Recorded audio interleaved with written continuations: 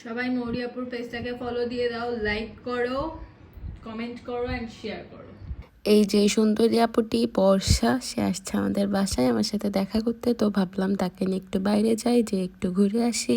বাসা থেকে বের হয়ে কোনো রিক্সা পাই নাই, ওইদিকে আমার বান্ধবী এসে স্টেডিয়ামে বসে আছে। তো ভাবলাম ভ্যানে করেই চলে যাই, যেহেতু অনেকক্ষণ আগে চলে আসছে। স্টেডিয়ামে এসে দেখলাম এখানে পিঠা বিক্রি হচ্ছে, তো আমরা এখানে বসছিলাম একটু পিঠা খাওয়ার জন্য।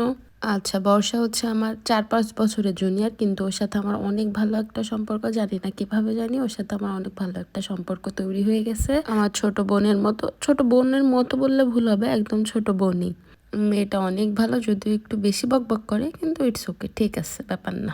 ও যেহেতু ঢাকায় পড়াশোনা করে, মাগুরাতে আসলে সে আমার সাথে দেখা করে তারপরে যাই। আচ্ছা, এখানে অনেক রকম ভর্তা ছিল, শুটকি, ধনিয়া পাতা, তারপর কালিজিরার ভর্তা, আরও কী কী জানি ভর্তা ছিল, আমার নাম মনে পড়তেছে না। ভর্তাগুলো বেশ মজা ছিল, কিন্তু একটু বেশি ঝাল ছিল। ওরা একদমই ঝাল খাইতে পারে না, তো আগের দিন ঝাল খেয়ে আমার বান্ধবীর কী অবস্থা হয়েছে সেটা তো আপনারা অবশ্যই দেখছেন।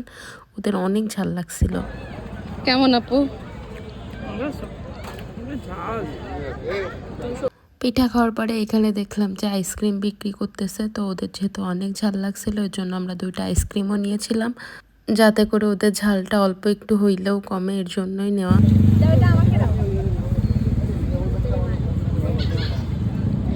এই তো এখান থেকে বের হয়ে আমরা গেছিলাম দরবারের স্পেশাল হালিম ট্রাই করতে। এই তো জীবনের একটা রিভিউ দেন। আমি তো মাঝে মাঝে ভুলে যাই আমি বিবাহিত। আমার বিবাহিত বান্ধবী তার বিবাহিত জীবনের রিভিউ দিচ্ছিল। আপনারা যারা বিবাহিত আছেন তারা অবশ্যই বিবাহিত জীবনের রিভিউ দিয়েছেন। বর্ষাকে হালিম ট্রাই করানোর জন্যই আমরা এখানে এসেছিলাম।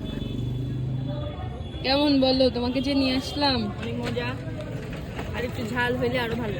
তো ঝাল নেই, ওইটুকু হচ্ছে ঢং করে বলা যে আর একটু ঝাল হইলে ভালো হতো, কিন্তু একদমই ঝাল খাইতে পারে না। এই দিন হচ্ছে মাগুরায় কাতানি পূজার মেলা চলতেছিল, তো নতুন বাজারের ওই সাইডে কোনো রিক্সায় যাইতে দিচ্ছিল। যাই হোক, কোনোভাবে ওকে বাসায় পৌঁছাই দিয়ে আমরা আবার দরবারে এসে একটু বসছিলাম। তো এখানে এসে দেখলাম রাত্রে এখানে হচ্ছে ডিম রুটি বিক্রি করে। তো আমরা ভাবলাম আচ্ছা ঠিক আছে, একটু ট্রাই করে দেখি কেমন।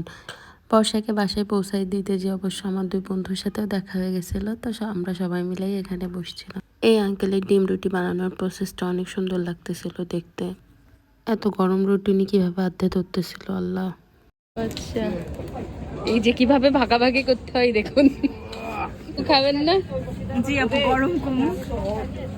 কেমন ভাই, সুন্দর কেমন? গরম। চা ছাড়া তো শেষ করা কোনোভাবেই সম্ভব না। তারপর আমরা একটু চা খেয়ে বাসায় চলে আসলাম। আল্লাহ হাফেজ।